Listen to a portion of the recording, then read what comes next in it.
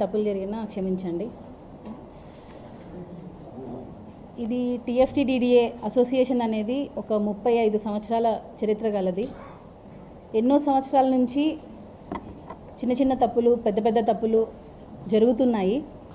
But ఒక ప్రెసిడెంట్గా అసోసియేషన్లో ఒక బాధ్యత తీసుకొని ముందుకు నడిపించాలి అని అంటే అది చిన్న మాట కాదు.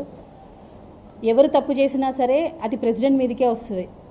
ప్రెసిడెంట్గా మీరు ఏం చేశారు, మీరు ఎందుకు క్వశ్చన్ చేయలేదు అనే మాట నాకు రాకుండా ఉండడం కోసమే నేను ఏం క్వశ్చన్ చేసినా, ఎవరిని ప్రశ్నించినా ఆ ప్రశ్న నాకు రాకూడదు అని చెప్పే నేను ప్రతి ఒక్కటి ఏ మిస్టేక్ జరిగినా కూడా నేను ఇమ్మీడియట్గా క్వశ్చన్ చేయడం జరుగుతుంది. స్పెషల్గా ఆ వర్డ్ అనేది నచ్చట్లేదు, అంటే క్వశ్చనింగ్ అనేది నచ్చట్లేదు. గత బాడీలో ప్రెసిడెంట్ అయినా, సెక్రటరీ అయినా, ట్రెజరర్ అయినా కొన్ని మిస్యూజ్ ఆఫ్ ఫండ్స్ అనేవి జరిగింది.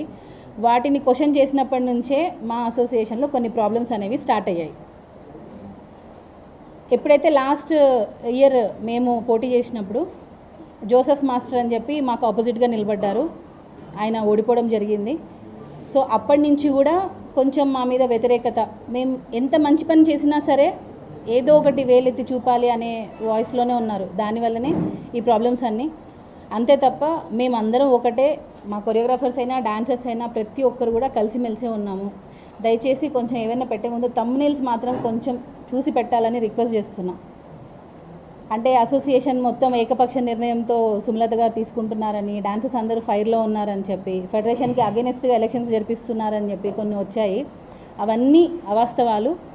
ఏది చేసినా సరే అసోసియేషన్ ఒక లీగల్ ఒపీనియన్ తీసుకొని లీగల్ ప్రాసెస్లోనే వెళ్తుంది తప్ప ఎక్కడ కూడా ఇల్లీగల్ యాక్టివిటీస్ అనేవి జరగలేదు.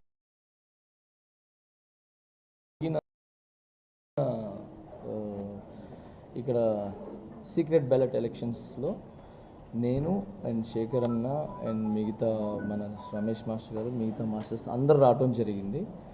సో ఇక్కడ మన యూనియన్ సమస్య ఏదైతే ఉందో ఆ సమస్య గురించి మా డిస్కషన్ జరిగింది.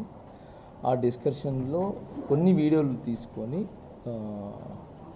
కొన్ని ఛానల్స్ కావచ్చు. సో ఏమైందంటే శేఖర్ మాస్టర్ గారు, జానీ మాస్టర్ గారి మధ్యలో ఘర్షణ వచ్చింది.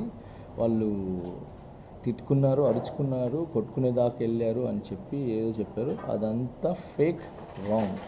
అలా ఏమీ లేదు. ఓకే,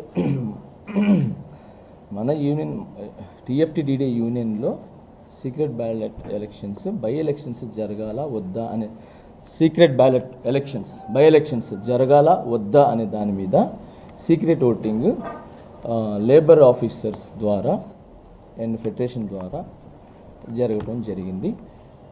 సో దాని గురించి చిన్న